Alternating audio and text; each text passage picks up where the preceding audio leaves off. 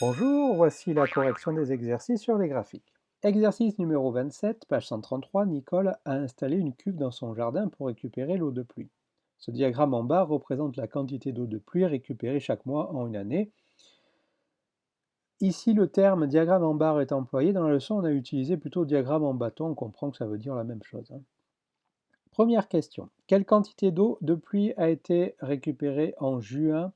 Alors on remarque qu'ici sur le diagramme, l'axe horizontal représente les mois et l'axe vertical la quantité d'eau.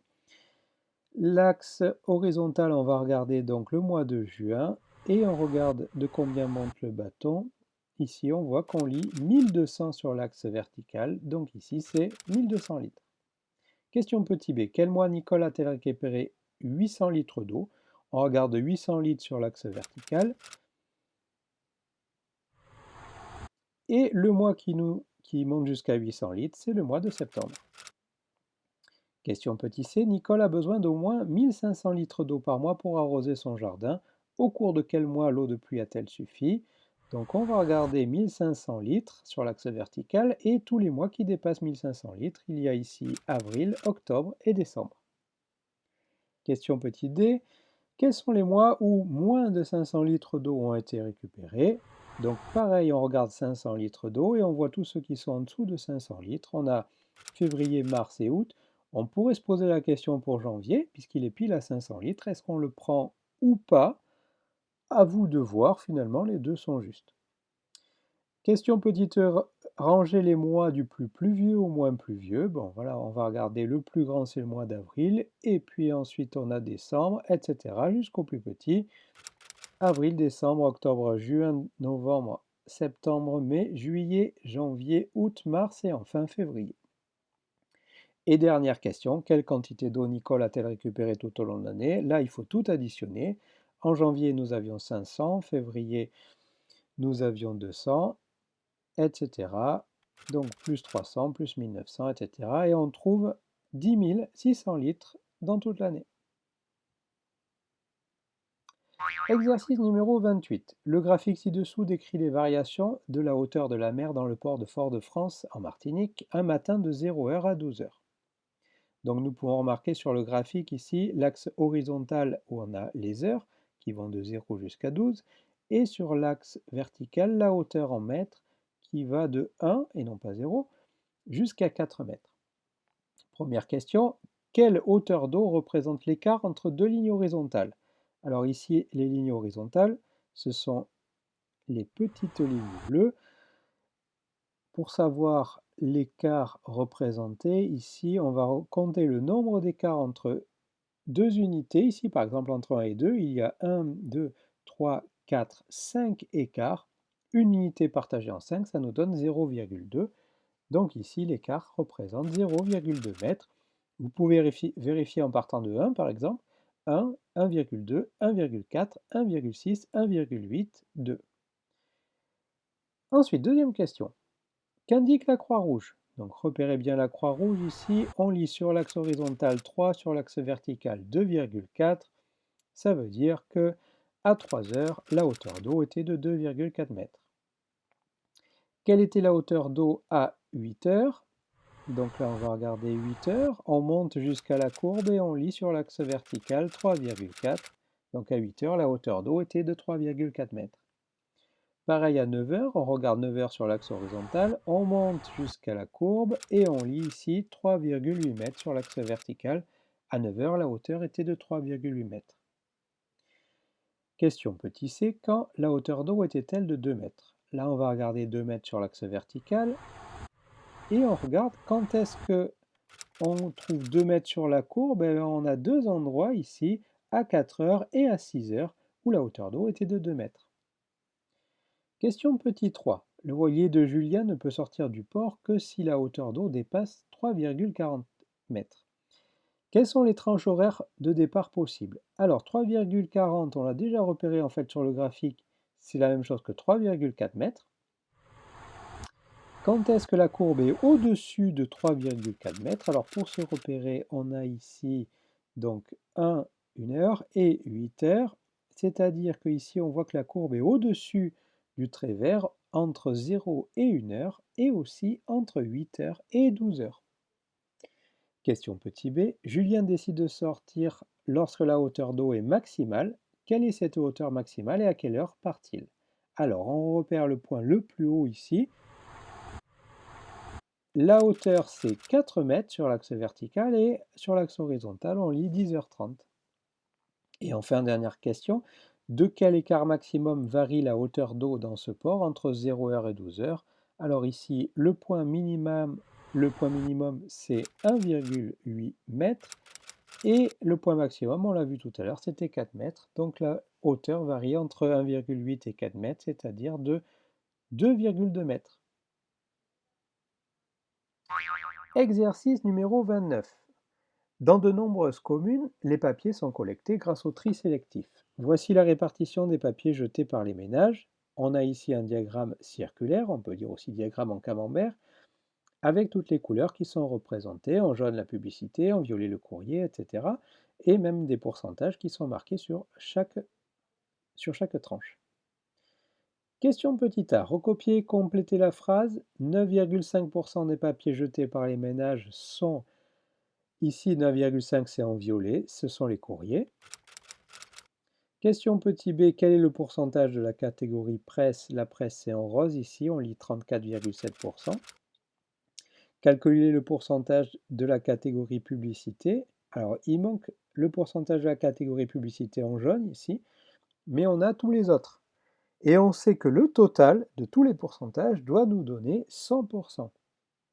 Donc, il suffit d'enlever à 100% ici tous les pourcentages, 9,5, 4,1, 34,7, 4,5, et on trouve ici 47,2%.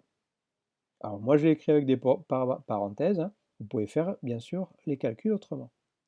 Question petit d, est-il exact que plus de 80% des papiers jetés proviennent de la publicité et de la presse?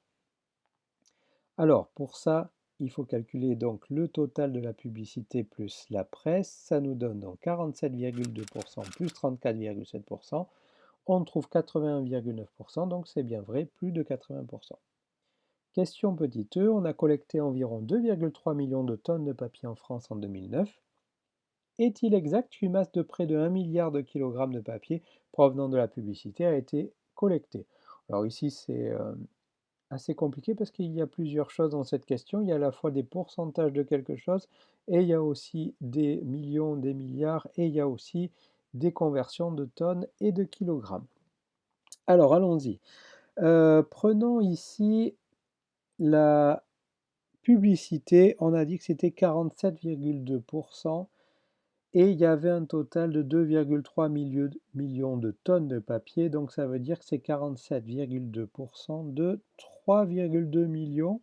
Alors je vais écrire 3,2 millions en 2 300 000 tonnes, ça sera peut-être plus commode pour comprendre. Donc, en petit rappel de ce qu'on a vu dans un chapitre précédent, 47,2% de 2 300 000, c'est la même chose que 47,2 sur 100 fois 2 300 000. Alors, si on le fait, ce calcul avec la calculatrice, on trouve 1 85 600 tonnes. Savoir si c'est des kilogrammes, il faut convertir en kilogrammes. Je rappelle qu'une tonne, c'est 1000 kilogrammes, donc il suffit de multiplier par 1000 ou alors de rajouter tout simplement 3 zéros.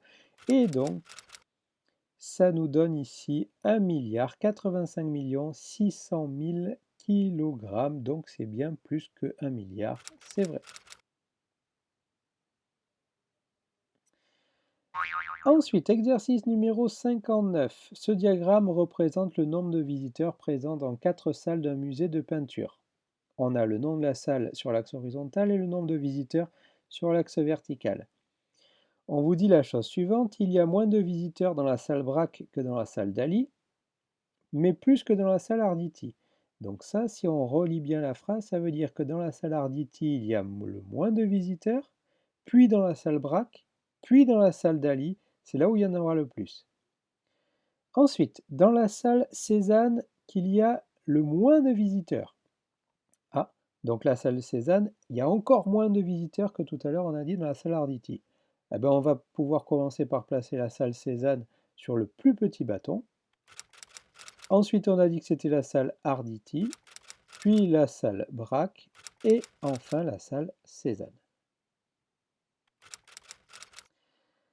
Information suivante, il y a 36 visiteurs dans la salle Braque. Bon, on va prendre la salle Braque et on va mettre 36 visiteurs sur l'axe vertical.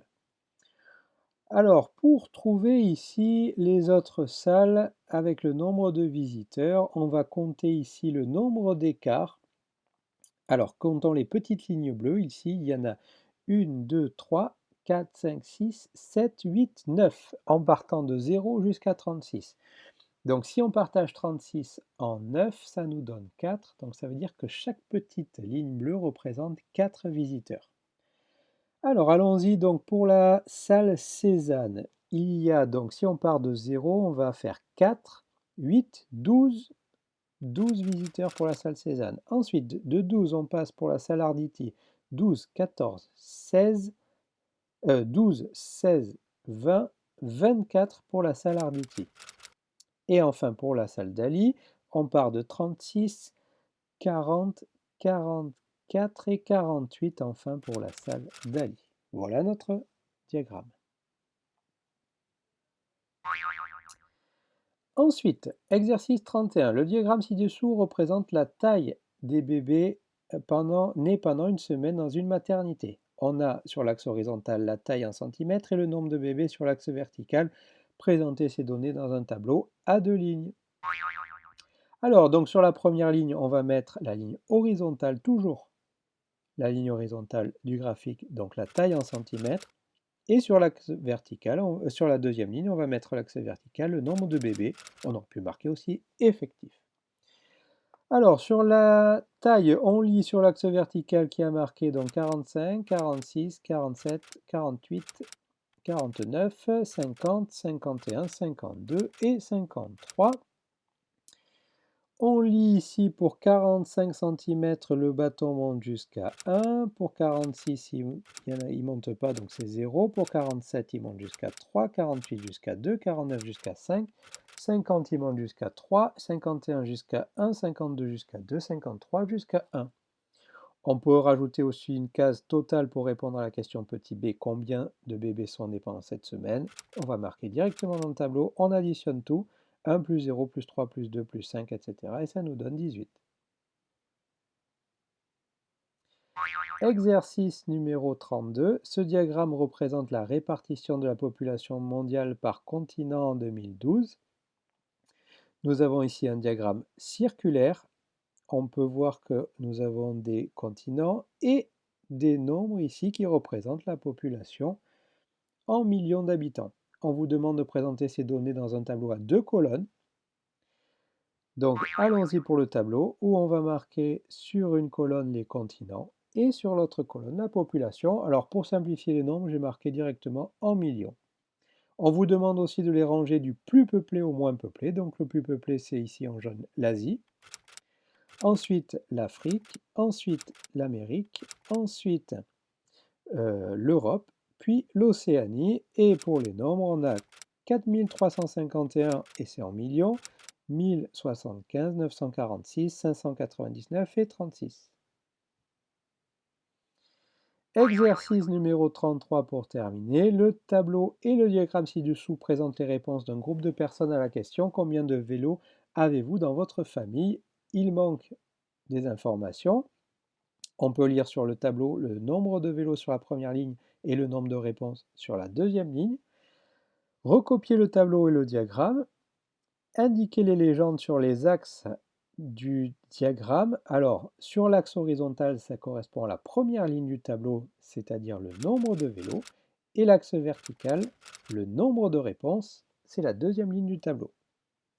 Complétons le tableau et le diagramme. Alors, on voit qu'il y a un bâton du diagramme qui correspond à 2 vélos. Le nombre de réponses ici, c'est 3. Donc, on peut marquer dans le tableau, ici, la colonne qui manque, 2 pour le vélo et 3 pour le nombre de réponses. Après, il suffit de se servir du tableau pour compléter le diagramme ici. Alors, pour 0 vélo, on monte jusqu'à 4. Pour 1 vélo, on monte jusqu'à 5. Pour 3 vélos, on monte jusqu'à 6. Pour 4 vélos, on monte jusqu'à 3. Et enfin, pour 5 vélos, on monte jusqu'à 2. Voilà notre diagramme.